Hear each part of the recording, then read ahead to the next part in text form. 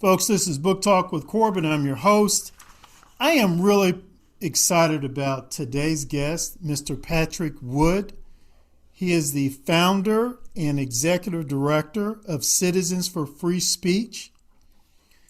And I cannot say enough about the importance of that subject of free speech.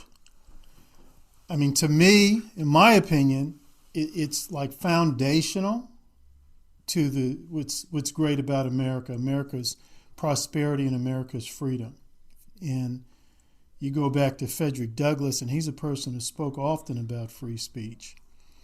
And so we have with us first-time guest, Mr. Patrick Wood, again, executive director and founder of Citizens for Free Speech. Mr. Wood, thank you so much for spending time with us. So glad to be with you. Thank you. Yes. Now, sir, I have it down here that you're the author really of 3 books. One of them is Technology Rising, the Trojan Horse of Global Transformation. Is that correct? That's correct. Right. And another one you co-authored, Trilaterals over Washington. And what was the third one you had mentioned to me? It's Technocracy, the Hard Road to World Order. Okay. All right. And where can we get some of the books, some of these copies? Well, they're all available at any place you'd buy a book. Could be a bookstore that can special order it. Could be electronic internet site like Barnes & Noble, Amazon, and so on, Abe's books even. I mean, and they can also get it from my website at Technocracy.news. And I love to send out autograph copies if people do order from us. That's not appropriate for overseas, though. It's so expensive today to ship overseas. It's 2 or 3 times the cost of the book. So. Well, it's expensive just to mail some within the United States, and given what we pay for a first-class stamp and the service we receive, there's something wrong there. I mean, it's just not right. I think that for the first time in my life, I'm sort of leaning towards that libertarian position of we should take the postal system out of the government's control. Mm-hmm. But you said you had mentioned a website. Give me that website address where people can buy directly from you. Right. My professional website is Technocracy.news, and it's TECH, tech, and then democracy, as in democracy, I suppose, but Technocracy.news, not .com. Okay. And our nonprofit site we'll talk about is citizensforfreespeech.org. Mr. Wood, let me ask you a silly question. 3 books there, they're all dealing with high-tech stuff. And you're obviously a very fierce freedom of speech advocate. Is there a relationship between those 2 subjects? Well, there really is. I spent a large part of my professional career in the IT world, studying, dealing with technology, working with it. And I have to say, I love technology. I have great respect for it. When technology and all the gadgets serve me, I think that's great. I like that. It does something for me and it gets my life better. But when technology is used to force me to serve it, I draw the line. I've got no business. I don't think anybody else should have any business on being subservient to the technology that is being used to entrap us now and to manipulate us. And a case in point, of course, is social media, for instance. That's just one. Social media, with its great censorship now of people across the country, and it's issue censorship, not just we're going to get after conservatives or we're going to go get after libertarians or whatever. Anybody that bucks the narrative right now, what's going on, the globalist narrative, is canceled from the internet. You're thrown off the social media platforms. Google deplatforms you. This is what originally got me concerned about free speech, because I saw it coming when they started, singling out people to completely throw out of the discussion. I said, man, this is trouble. Let me respond to that a little bit.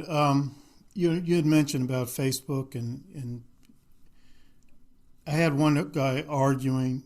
He said, look, this has nothing to do with free speech. What you just said has nothing to do with free speech because the government is not doing it.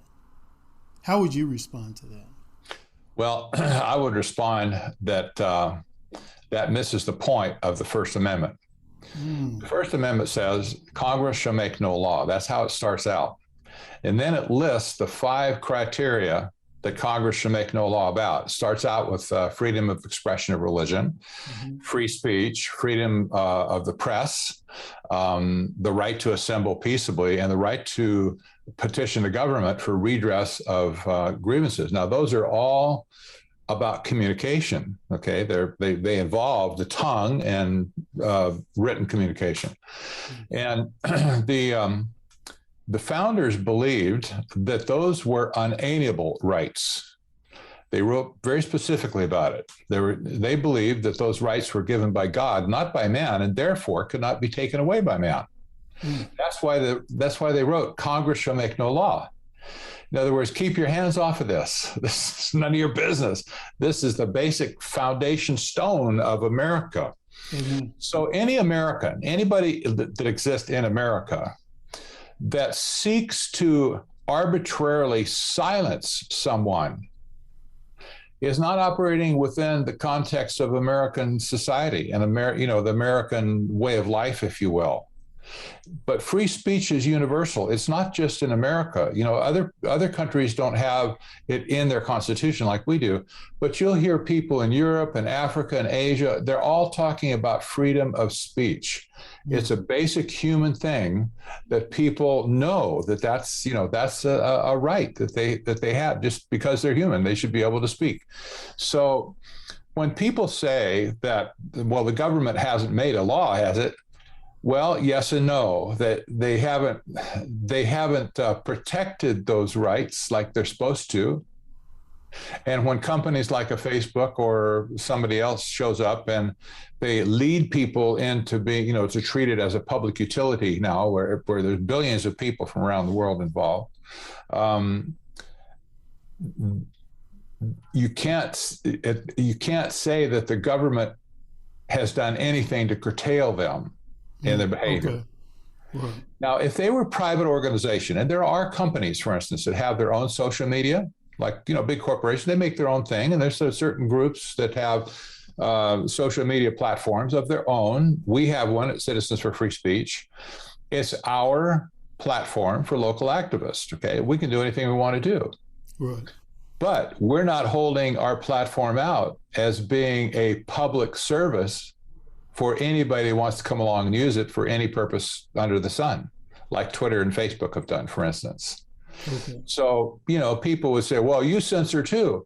Look, we're a specialty website, a specialty social media network that serves only local activists. That's the key to get in the first place. And within that, if you come in and you start posting pictures of your kitties and your funny dog videos and stuff, I said, we're gonna tell you this is not appropriate for this social media platform here, Right. Okay, great.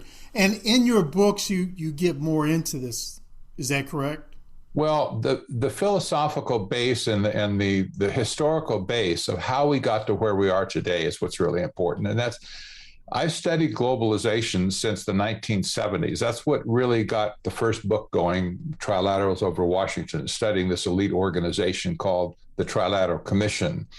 And when I discovered historic technocracy a few years ago, I realized there was a connection between that and what happened in the 70s with this Trilateral Commission. Historic technocracy was well documented from an original research point of view, but there wasn't a lot of there was no textbooks that talked about historic technocracy.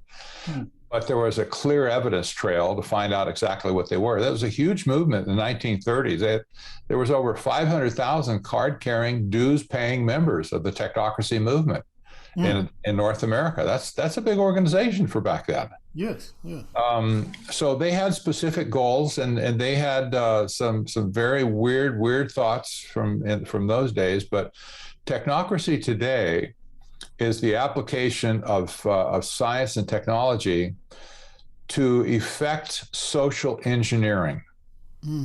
And also in society as well as in just humanity, the behavior of humanity. Wow. And that's really, that's the background that I come, that brought me to where I am today. Is like, well, these people have been marching in an opposite direction that America was founded on ever since they started. Right. And they even declared back then that they were enemies of the government. They wanted to do away with government altogether, just dismiss all of the politicians, and they wanted to appoint technical leaders, engineers and scientists to lead the country. Today we look at people like Dr. Anthony Fauci, for instance, an unelected, unaccountable bureaucrat. He's a technocrat. He answers to no one, but he's changing the very nature of our society at the same time. Very powerful. We see this happening all over the world. These people are now rising up where they're opposed to the government. The governments are losing power, and these organizations or these people like the Faucis of the world, they are gaining power, and the Zuckerbergs and the Eric Schmidts and the Jack Dorseys, right? You know what really sort of sent a chill up my back what you said, unaccountable and unelected. Yes. Unaccountable and unelected. Yes. Folks, this is Book Talk with Corbin. I'm your host. We have with us Mr. Patrick Wood. He is the executive director and founder of Citizens for Free Speech. And this is citizensforfreespeech.org. Mr. Wood, why did you start this website? Is this a website, a movement? What is this? It is a movement at this point. In 2017, I saw the collusion that was beginning in social media platforms. And what I mean by collusion, there would be some guy, maybe a writer, a journalist, an alternative news guy was thrown off of Facebook. He was banned from Facebook. The next day, he gets banned from YouTube. Yes. Then he gets banned from Twitter the next day. Yes. Then all of a sudden, we find out he's not in the search engine anymore on Google. Well, these are all separate companies. But it would appear, and it appeared very clear to me after I saw this happen many times, that there was collusion going along somewhere being had between these various companies. We don't like this guy and his message, so take him out. And they took him out across the platform. Before that, we dealt with shadow banning, and some people occasionally got banned for stupid stuff. And nobody really thought a whole lot about it. But when the collusion started and people started just all the way across getting knocked out, that just set alarm bells off in my head, Corbin, like crazy. And I said, we're in trouble. We got to do something to stand up against this. And that's why I started in early 2018, Citizens for Free Speech. We set up a nonprofit organization. And our initial goal was simply just to defend and support the First Amendment in general. And as we have matured and come along to where we are today, several years later, we're now very much in the local activism world, teaching people and helping people how to work on a local level to actually change policies in their community. Whether it be education policies, water policies, city council policies, whatever, all that stuff that make a community run. We want to help people get in and get a seat at the table and have their voices heard. I have it here in my notes, a question to myself to ask you. Citizen Ninja Training, is that what you just basically described? Yes, we are we're the exclusive home of Citizen Ninja, the Citizen Ninja Way, which is based on a book by our National Director of Training. It's called Citizen Ninja Stand Up to Power. This is not about throwing stars and spears and swords and stuff like that, But the idea of being a citizen ninja is we teach people how to communicate in the civic arena, how to understand and read people, how to listen to people, how to respond to them in a way that isn't necessarily inflammatory, but still gets the point across. and how to analyze what's going on in their city or community, whatever they're looking at that they're concerned about. And so